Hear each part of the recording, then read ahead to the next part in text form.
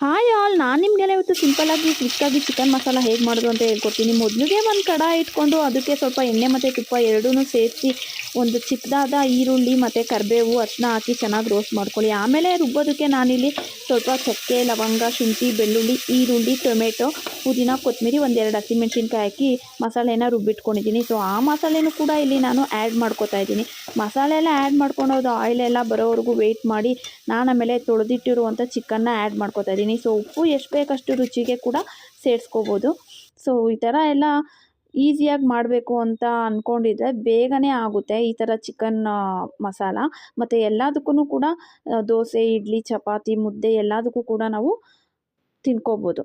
So ಈ ಥರ ready ಆದಮೇಲೆ ನಾನಿಲ್ಲಿ ಸ್ವಲ್ಪ ಟೊಮೆಟೊ ಮತ್ತು ಪುದೀನ, ಕೊತ್ತಂಬರಿ ಹಚ್ಚಿರೋದನ್ನ ಆ್ಯಡ್ ಮಾಡ್ಕೊಂಡೆ. ಮತ್ತು ಲಾಸ್ಟಲ್ಲಿ ನಾನು ಸ್ಪೈಸಸ್ನು ಕೂಡ ಆ್ಯಡ್ ಮಾಡ್ತಾಯಿದ್ದೀನಿ.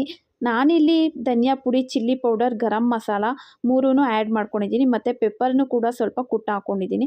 ಆಮೇಲೆ ಈ ಥರ ಇದನ್ನು ಚೆನ್ನಾಗಿ ಸಿಮ್ ಮಾಡಿ ಒಂದು 10 ಮಿನಿಟ್ಸ್ ಬೇಯಿಸ್ಕೊಂಡ್ರೆ ಚಿಕನ್ ಮಸಾಲ ರೆಡಿ.